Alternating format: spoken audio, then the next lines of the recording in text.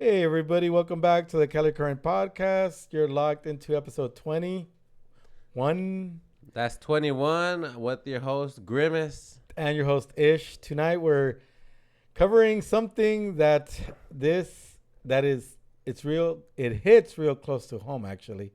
And literally, if you've ever been stuck paying on the 91 toll road in Southern California or anywhere across the nation, you already know where this leads to. We're going to talk about the toll roads. We're going to talk about what's the point of them and why do we keep getting more and more and more. Yeah, so basically, we're talking about why we're still paying for toll roads when they were supposed to be temporary. We'll get into how the public services are getting privatized nowadays, and we'll finish off with, a nice, good meal and how to get the best deals on these fast foods, although they're not too healthy. We'll let you know how we get, that extra bang for the buck. Well, mostly for any restaurants. Fast foods are the ones that mostly do them, but yeah, a lot of these restaurants, it doesn't matter if they're fast food, dine in, or takeout or whatever, are doing these things. But I just remember as far as back as I was in high school, these toll roads were barely being built. I the if I recall correctly, the first one that I recall possibly was the 73, but that's in Southern Cal right here, going in from North Orange County to Central Orange County. Let me say it again, South Orange County. But I know that all over the U.S. there's toll roads built by these private entities that just come in. Yeah, back in the day when 19, well, that's 30 years ago. When I was still in high school, it's like, dang, okay, I thought everything was gonna be short term, temporary. I mean, I that's the way I saw it actually at very minimum, but I mean, we still have them, and we're getting more and more and more each time. Yeah, so just to hit you guys, I mean, I don't know if I did a little bit of research and found out about the toll roads, or at least the 91 toll roads over here in our part of the of California.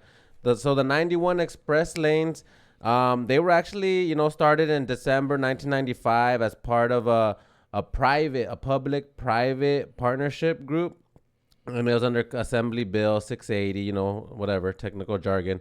But the project was actually owned by the company that which was called California Private Transportation Company, CPTC.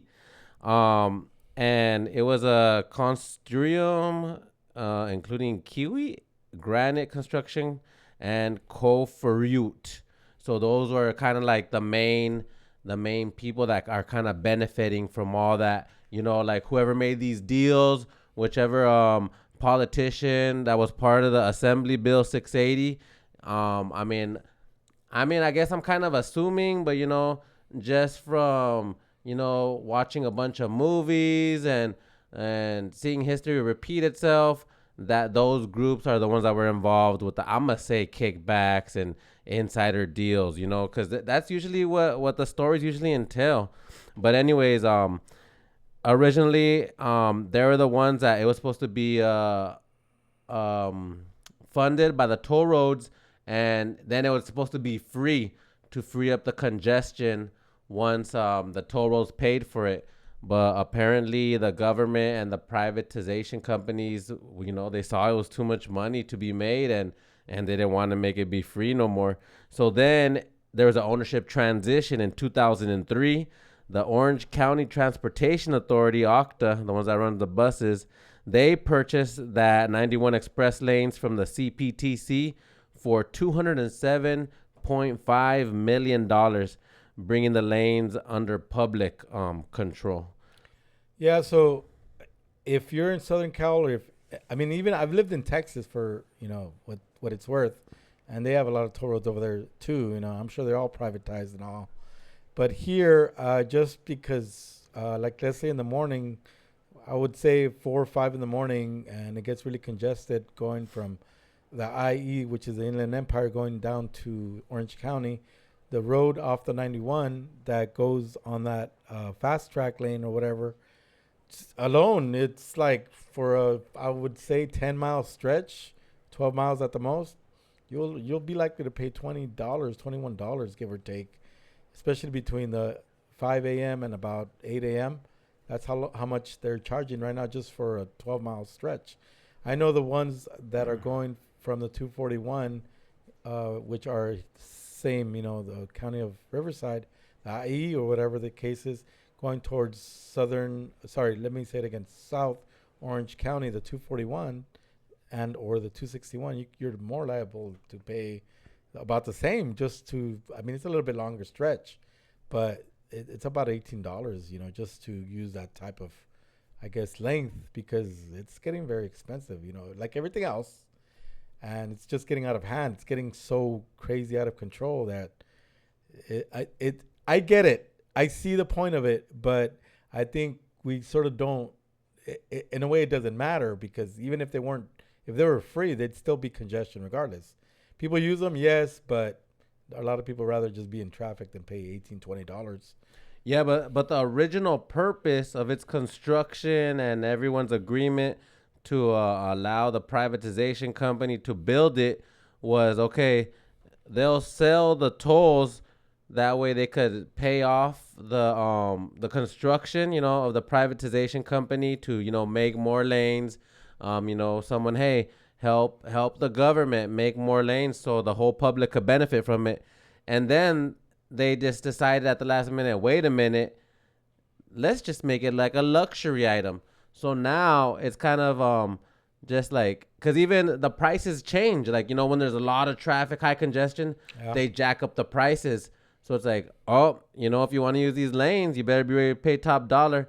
But that was not its intentional purpose when they started building the concrete, laying down that rye bar, to make the structures. But now that they're like, whoa, wait a minute, this is bringing a lot of cash.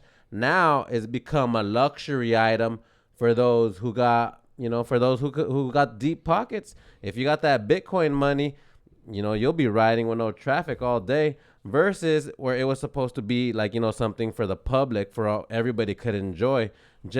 But it was originally with some fees just to help out the government pay for, some needed expenses, construction, infrastructure for everybody as a whole community, as a whole society. Well, it's like everything else in this country. Everything is capitalism, right? Yeah. Everything, it gets taken over. It gets prioritized. Sorry, let me say it again. Privatized.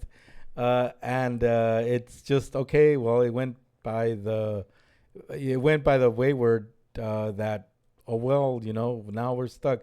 Yeah, we, the taxpayers, and, everybody in the state of California, or in every state that you live in that has these toll roads that are just popping up left and right, because now it's like it's too lucrative for no highway in any interstate, whether it be, West Coast to East Coast, Midwest to the south of the U.S., not have these, because it's too, what's that? I was going to say appetizing. That's not the right word. It's not the right context. Appealing. Correct. It's too appealing for it not to be passed up by these private companies that just want to, of course, they're public, roadways, but we pay our state entities to maintain them.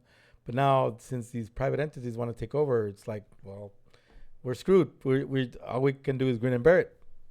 Yeah, and then even adding more controversy to all of that, the original agreement was including that it prevented the state from making any improvements to adjacent, or any other free lanes within, the toll roads. And that was even leading to, the public's criticism that, and then once Okta bought it from the private companies in 2003, then they removed that. So now they did allow it to make some improvements. But that was like, even at the beginning, they were like, you know what, we're even going to make the free lanes all jagged. Well, not make them jagged, but hey, the state, you can't fix those. And, just the private company was going to own the nice, smooth lanes. So, yeah, that's kind of messed up. And, despite the lanes now being under public ownership, tolls still remain. You have to pay. And it even kind of gives a feeling of double taxation, because, our taxes, our registration fees, And for all of you Californians that watch this, and I don't know about you know if you're out of state and you're watching this, here in California, our registration fees are pretty high. Like especially if you have like a 2015 or newer vehicle, you're looking at least like $400 registration. Mine is almost due because I pay every October, basically my birth month. And I remember paying the same amount of fees for the last 4 or 5 years. And that car's already been paid off for the last 4 or 5 years. Yeah. I've been paying $150 in my registration fees here in California for the last 4 years.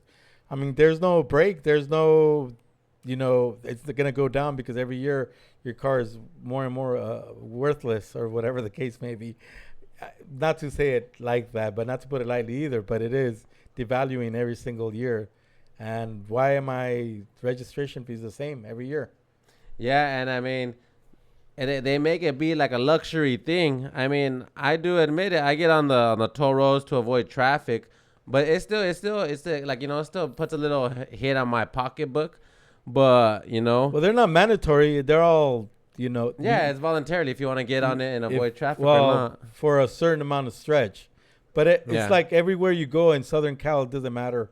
There's always a toll road in every highway for a stretch, not for the whole part of the highway because the highways belong to the state. Yeah, I mean, it gives a feeling like the higher tolls, they disproportionately affect lower income drivers, and these are supposed to be public roadways, like that. This is supposed to be like public roadways. We all pay registration, we all pay fees, so. Well, I'm not gonna say much about anything, but it's like prioritizing something that we pay into, like Social Security or whatever. It's the same concept basically, because technically that's the whole point of why everything that's happening right now in these current times with this administration is possibly going towards that, because that's what I don't know about here in California, because here we have actually we just surpassed Japan as the fourth highest GDP, right? Yeah, well, California It used to be the fifth, now it's the fourth. Yeah. So in California we have the highest GDP. Yeah, well, I mean, OCTA, Orange County Transportation Authorities out here like, thanks for your money, see you another 20 years. And man, this is why people don't trust the government's promises, because they say one thing initially starting with the toll road, and then boom, they're like, hey, there's money coming in, you know what? And they flip it out on everybody. I don't know. I mean, where's the accountability? I don't know. That's just the way I see it. The only winners, from seeing the facts and whatnot. The only winners are the ones in the state government, because I'm sure they're seeing some of that private money trickling down. I mean, I could be wrong, but that's just my opinion about it. That's all it is an opinion. That's the way I see it. I mean, we're the losers because we're the ones that are paying to maintain these roads through our taxes, but yeah, we're getting 2 less lanes, 3 at the most. It depends where you go. It just depends if it's a whole stretch, like for 20 odd miles, then yeah, it's a whole highway. It's all a private road, period. And you have to pay through the whole length of being on that road. But yeah, we pay for these lanes to be not maintained, but yeah, they're government roads or they're public roads, but we pay the taxes on them. Yeah, well, so transitioning to the next topic. So what's the next on the docket? Well, basically, if you're, straight up, if you're tired of hearing this too, then make some noise, and let us know.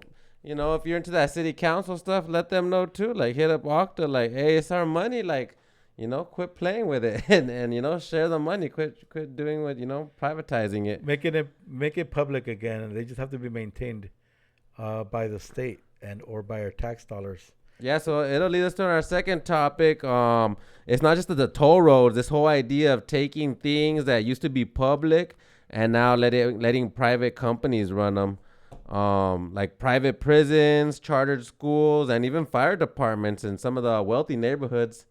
I don't know if you know about the Palisades fires. Like a little bit.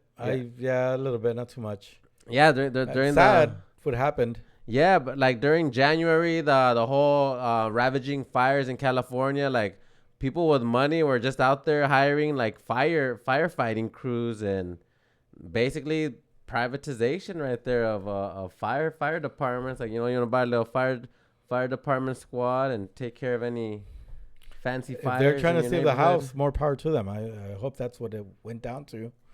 It came down to. I mean, it's just a unfortunate experience for a lot of people, especially money or no money.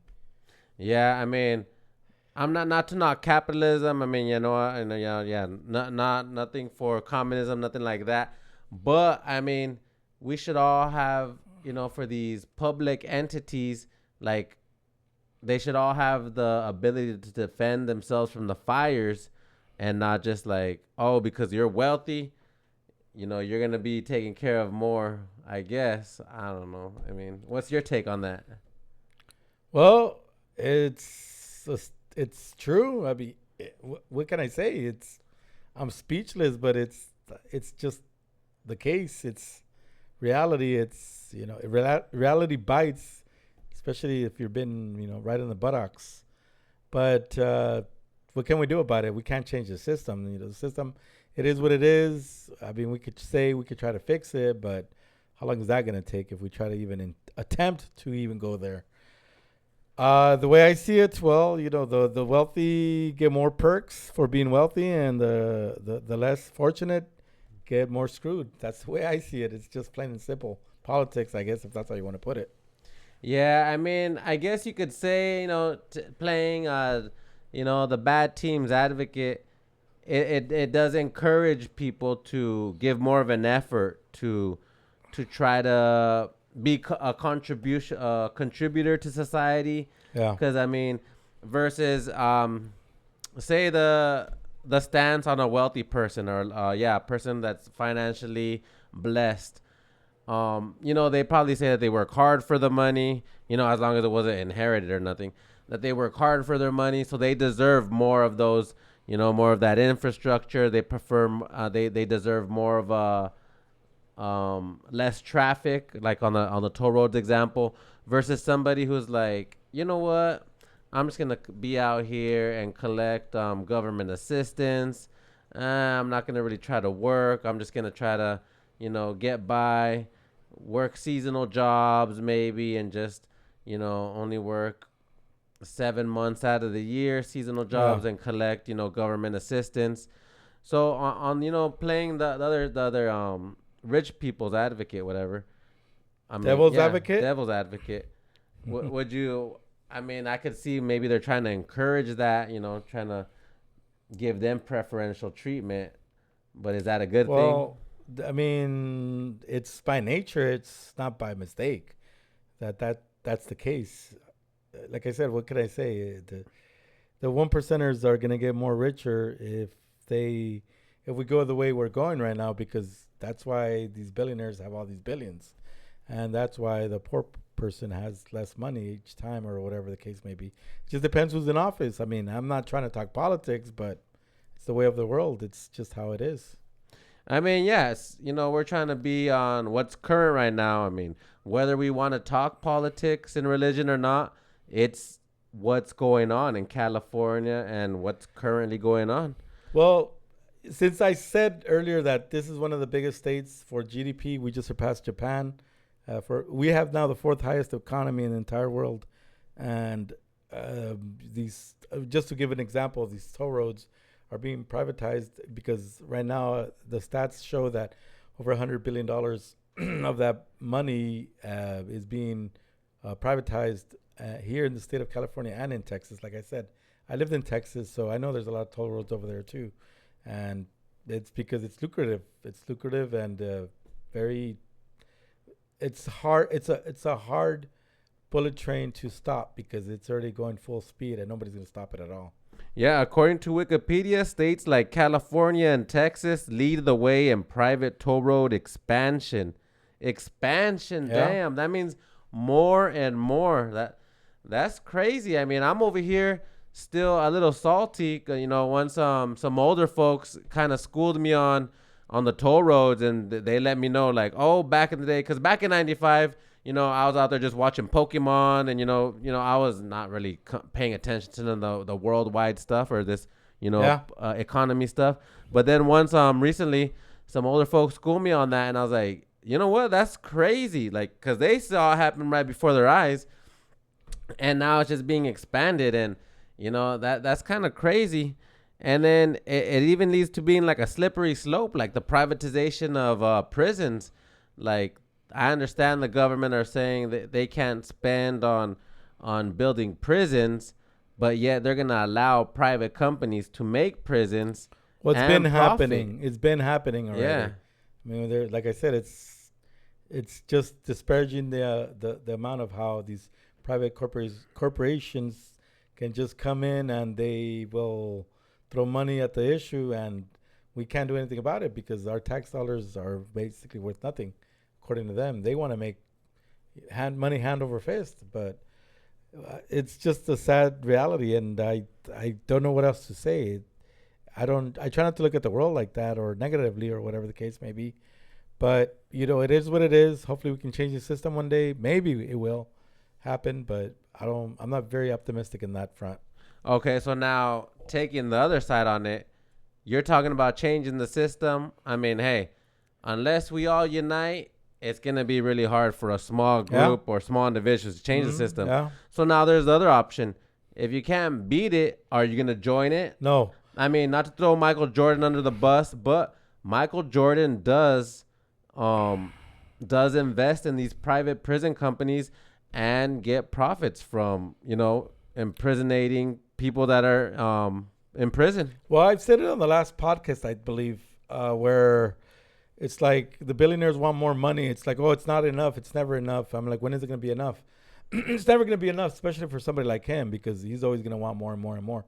Yeah, it's just going to feed more into whatever addictions somebody might have. And I'm only saying that because we all know that he likes spending money on gambling or whatever. I don't even know if he does anymore, freedom of speech. But the point is that I don't know what he does now with his money. Who knows? Maybe he has other addictions. I don't know. Who knows? Whatever the case may be. I mean, at the same time, from what I've understood and studied a couple of businessmen and investors, I think it's more of the love of the game or the enjoying of playing the game of making their money grow. So not so much that they want to accumulate more wealth, not that they want to buy more stuff. What's the point of doing something if they're not going to accumulate anything at all? Yeah, I think it's just about them building and just multiplying their assets, which is a good thing. It's a good thing, but at what cost? When now you're kind of manipulating the system, and I mean statistically. Well, I don't even know what the stats are. Honestly, I'm not. I don't got no. But I can assure you that in prisons they are heavily dominated by the population of blacks and Latinos. Mostly. So, yeah. So that's when I kind of want to hit the brakes, and I don't know if I really want to invest in companies that are doing private prisons. Like, yeah, you're gonna get your money back and get a good return on it if you have the opportunity to invest. But is that really an ethical thing to do? Not for us to decide. Well, speaking of, the fact is that the only thing we could procure everything is if we try to spend less money and save money for ourselves. In other words, eating out on all the apps. I love enjoying all the apps, fast food or not, whether it's a sit down like we mentioned at the beginning of the podcast. And by the way, you're listening to the Cali Current podcast. Don't forget to like, share, subscribe with your host, Ish. And Grimace. We do appreciate if you hit that bell notification button. It does go a long way. And but point being is that I use them all the time. I use them basically almost on a daily basis. Actually, this morning I want to go have breakfast. I got accumulated for my points, but I use them for every single place that I go to, every single thing that I eat. Honestly, actually, I used it twice on two different fast food restaurant burger joints, actually. And it works pretty well because I literally spent like $8 worth of food where I could have easily spent at least $16, $20 on those two meals together, No, yeah, these are facts. Like, just through Panda Express, after a Dodgers win, I'm puro Angels fan right here, Angels fan since forever. But ever since they just this recently, the Dodgers did a link up or a collaboration with Panda. So yeah, now I literally downloaded the Panda app, and every time the Dodgers win at home, you get like every time a good discount. Every time they win, and Norms is not well known out of California, I believe. There might be few of them here and there, all spread out, but it's the sit down restaurant. It's like anything else, and they're famous for breakfast. You get 2 free hotcakes if they win. And so if I go to my local Norms within 3 day period after they win, I could get 2 free hotcakes.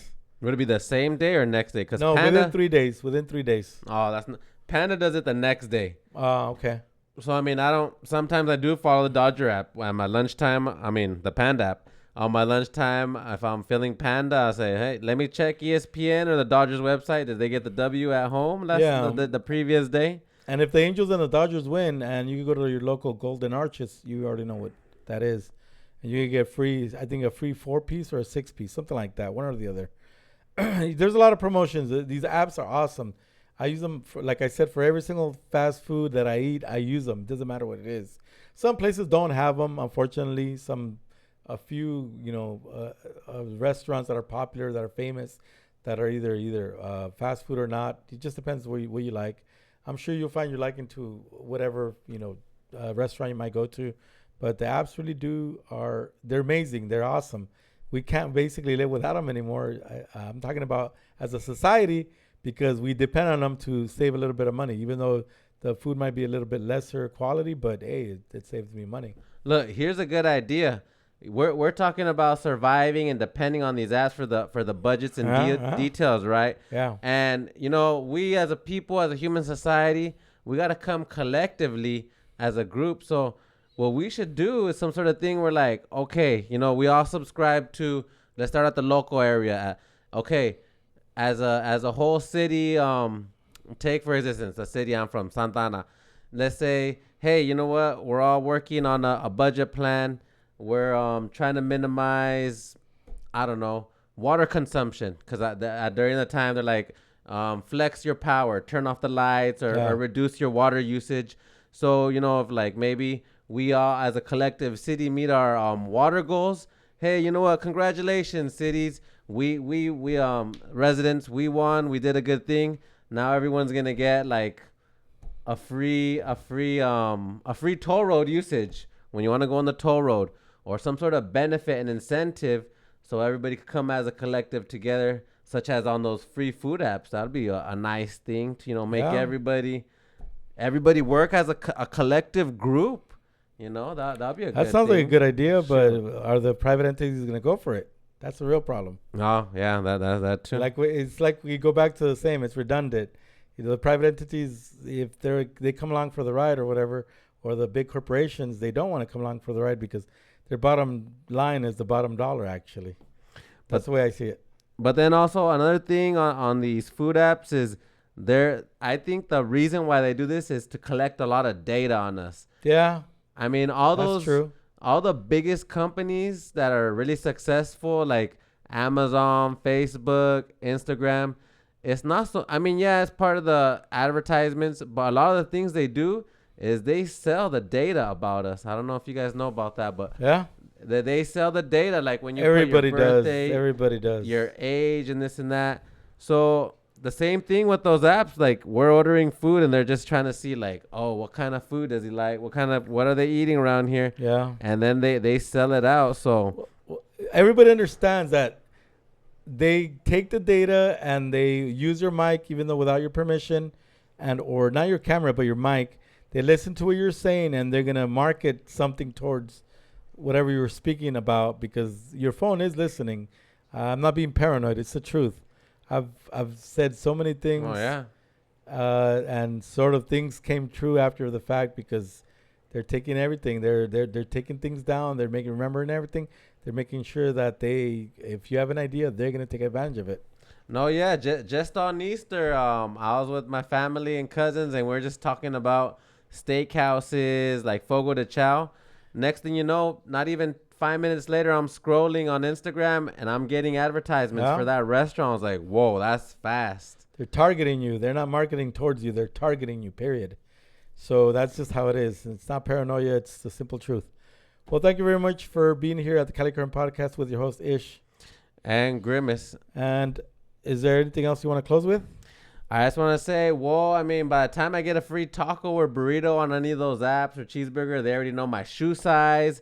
They know what I'm talking about, what I'm That's watching why- on Netflix, and they're like now they know how to target audience me. So even though I'm getting that free bean burrito, now they know how to get me to buy some random stuff that I That's truly why do want to buy. the only privacy you have is in your mind nowadays. So you really can't say anything anymore. You go outside and everything's you're being filmed by the hundreds of cameras every single day.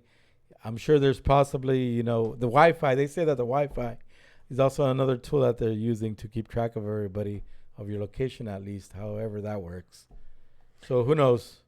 That's for another day, I guess. Yeah, Paranoia so let us know if you within guys society. feel the same way about the toll roads, if you guys are fine, or if you guys prefer it being a pay service. Because at the same time, like I said, I do also get on that the toll road, and I do enjoy avoiding traffic.